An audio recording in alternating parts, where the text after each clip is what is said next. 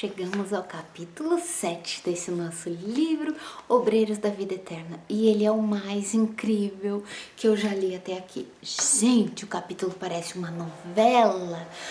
O padre Domênico era muito ardiloso e ele achava que as coisas iam ficar escondidas na história dele, que ninguém ia saber. E aí, quando a Luciana chegou, toda querida, começou a conversar com ele, ele disse para ela: são blasfêmias o que você fala. E ela estava dizendo: você está esperando a remuneração eterna? Mas... E ele disse: servi numa igreja que me enganou, negaram o meu direito da vida eterna. E ele falava um monte de coisas, né? Aí ela disse: não concordais no vosso desvio da conduta cristã? Ela perguntou para ele: não concorda que o senhor se desviou do caminho? Terias de fato agido como um sacerdote fiel aos sagrados princípios esposados? Esperarias um paraíso de vantagens imediatas para cá, dos túmulos? Aí ele olhou para ela e disse: que perguntas, como quem tá assim por cima da carne seca, né? Que perguntas, eu quero a minha honra dela, assim, a honra definitiva? Bom, apesar de ele estar reagindo assim, dos protestos dele, dentro dele já acusava um sinalzinho de transformação íntima, que era o que eles queriam. Que ele se transformasse um pouquinho, que ele derramasse alguma lágrima, que ele amolecesse um pouco o emocional dele para que eles pudessem resgatá-lo. E era isso que aquela equipe inteira estava esperando. E a Zenobia disse que quando ele conseguisse amolecer, se desse certo, se ela amolecesse o coração, se ele chorasse um pouquinho, a mãe dele de outros tempos viria que é uma bala para fazer o serviço de resgate, porque é só o amor que resgata, gente. Bom, daí a Luciana continuou falando com ele, mas pensa na elegância dela falando com ele. E ela não se alterava, não. Ele respondendo daquele jeito e ele falando mal da igreja dela. Ela disse: a igreja é sempre bela. Os princípios da igreja são sempre elevados. Agora o que falta é a solidariedade de quem vai lá. Porque a igreja ensina o perdão, ensina a ser caridoso, ensina a bondade. Agora os nossos crimes, os nossos desvarios é que tornam, nossos defeitos é que tornam tudo errado. Ela disse: é como se você quisesse ludibriar a lei. E aí ele disse: para lá. Mas antes de morrer eu tive a confissão. O padre, que era amigo dele, né? Monsenhor Pardini me absolveu tudo o que eu tinha feito. E ela disse: ele ouviu, fez o que tinha que ser feito, mas você acha que ele conseguiria subtrair-vos a consciência dos negros resíduos mentais dos atos praticados, ou seja, a consequência das suas faltas? Você acha mesmo que isso ia ficar assim? Aí ele ficou chocado, porque a mulher era bem inteligente, né? Ele achava que era ele que ia dominar, dobrar ela, e não deu certo. E ela olhou bem no olho dele e disse: padre, o vosso coração é um livro aberto para mim, um livro aberto para mim. Eu posso ver todas as reminiscências do seu coração. Eu posso ver o envolvimento seu com as trevas, as suas injúrias no nome de Deus e a sua justiça. E a viva descrição das vossas reminiscências são bastante expressivas, ou seja, estou vendo tudo que você fez. E ela via, e a partir dali, Domênico tomou um choque, e ele entendeu que ela podia ver, certo? Ele engoliu assim, seco, né? Ele se calou, humilhado. É claro que ele ainda estava no colo da Zenobia, né? Zenobia enchendo ele de energia. Daí o André colocou assim, ó: sob a vigorosa influenciação magnética de Zenobia. Então, a Zenobia protegia para que ele não se irasse, e a Luciana falava: meu Deus. E ela começou a contar o dia que ele morreu. E ele morreu porque ele foi envenenado pelo marido de uma das mulheres que ele estava enganando. Ele ia até na casa dela, tinha relação sexual com ela, enganava, e esse marido pegou, comprou um vinho, botou veneno dentro e foi lá na casa paroquial. Quando o homem voltou para casa, tinha saído lá da casa dele, o padre voltou para a igreja, o homem deu o vinho para ele: padre, trouxe aqui pra gente tomar. O homem tomou o vinho, envenenado, morreu ali. Luciana contando tudo com detalhes. Se você quiser, Pega esse livro no capítulo 7 e vai ler, que legal. Ela conta várias das mulheres enganadas. A mulher que engravidou dele e que ele abandonou. A mulher que pediu ajuda, o filho já estava com 9 anos e adquiriu tuberculose porque era fraco demais. A mulher não conseguia sustentar o filho que era dele. E ela foi lá pedir dinheiro, mas se humilhando. E ele ridicularizou a mulher, soltou até os cachorros nela. Daí todos esses espíritos que ele tinha enganado assim, estavam ali contra ele. E a Luciana contando o ódio que eles ficaram, mais vários. O padre que ele tirou do cargo, o padre já fazia anos que estava ali numa paróquia e ele queria aquela paróquia para ele. Aí ele foi lá no bispo e usou as suas artimanhas, a sua influenciação e tirou o padre de lá. O padre foi para outro lugar e acabou morrendo de desgosto, de tristeza. Também estava ali no encalço dele. Vários casos assim, bem cena de crime mesmo. E a Luciana foi falando. Isso, gente, numa existência, ó.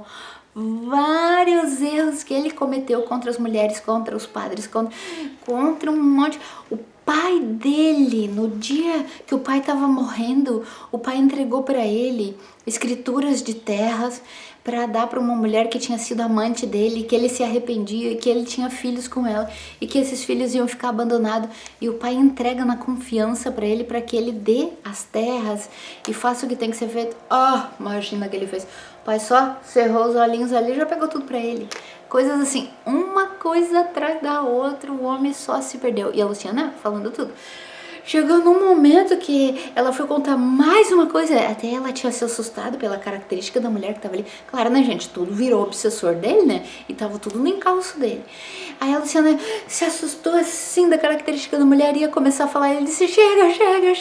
Gente, ele chorou. Era o que eles precisavam. Que aquele coração duro e ruim amolecesse. E quando ele chorou, a Zenobia ficou muito feliz porque tinha dado certo. Aí eles puderam chamar a mãe dele. E a velhinha chegou e todo mundo adorou ela. Como o André disse, não precisava nem se apresentar. A gente já tinha visto que era a mãe dele. Mais elevada. E quando ela chegou, ele conseguiu vê-la. Não é tudo que eles conseguem ver, né? Porque o homem estava ali surdo. A Zenobia fez a oração e ele começou a ouvir. Aí ele estava cego, chegou a senhorinha ali, que era a Ernestina, que já tinha sido mãe dele antes. E ela pediu para que ele a visse e ele conseguiu ver. Quando ele viu essa mãe, ele chorou. Mamãe! Pra ver que só o amor constrói mesmo. Um homem ali jogado no chão, no colo da Zenobia. Zenobia até ajudou ele a abraçar, porque ele queria abraçar essa mãe. Olha, o coração dele derreteu. E ele, naquele momento ali, conseguiu entender os erros dele. E ele disse, mãe, você sabia que todos os nossos erros ficam arquivados? Ele não sabia disso. Olha, ele não sabia disso. E daí ele perguntava para ela, mãe, você me ama, mesmo sabendo que eu sou ruim, eu sou infernal, eu não devia estar aqui, mãe, você me ama? E ela disse, meu filho, se você cometeu crimes eu não sei, mas o que eu sei é que eu te amo. E ele chorou, eu te amo e te amo muito. E amando assim, ele ficou derretido, né? Claro, uma pessoa, até os brutos amam, né? E ela falou para ele que estaria ali com ele e que era bom que ele corrigisse os erros dele, que Deus fornece a chance de a pessoa se arrumar na vida, que ele poderia resgatar os erros cometidos. E ele foi aceitando tudo. Neste momento sublime, que o coração dele se abriu, ele disse para a mãe dele, eu sou um demônio, eu não mereço. E ela disse, não, meu filho. Alongou-se a palavra materna. Ela disse, foste enfermo, como nós outros. Escutaste as sugestões do mal. Cultivaste úlceras dolorosas. Desequilibraste o coração, desvelando no despenhadeiro. Não se esqueças, porém, que Jesus é o divino médico. Ele aceita a tua necessidade de medicação e dirige-te a ele, meu filho, na súplica sincera de quem deseja a cura real para a vida eterna. Olha que lindo, mãe, né?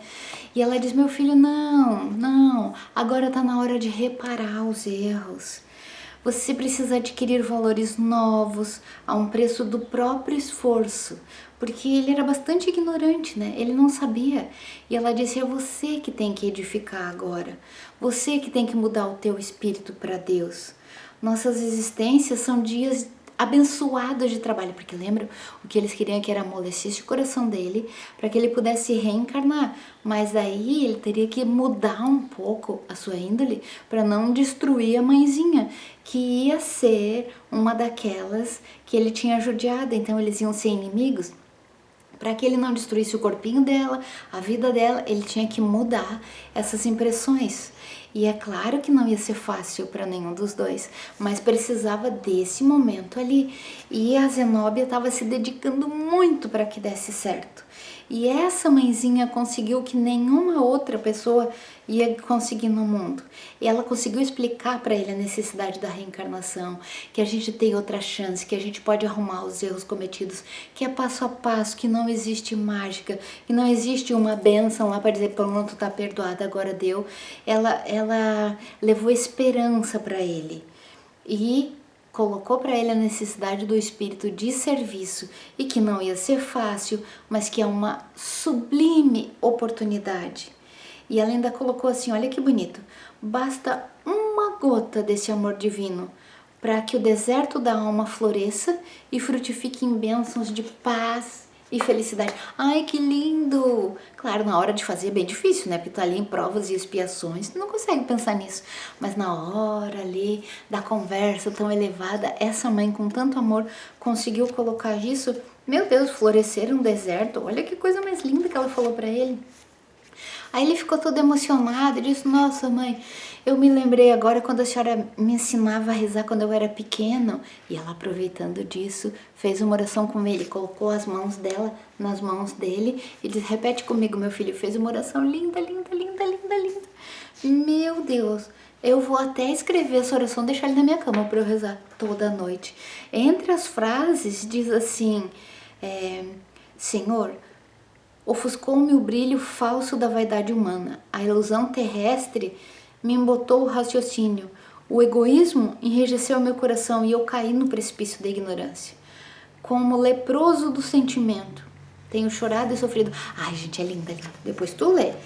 E aí ela fez essa oração com ele, claro que o espírito dele recebeu aquela onda de luz e ele ficou muito transformado, nem parecia aquela criatura odienta que ficava falando todas aquelas palavras, em nada mais ele lembrava.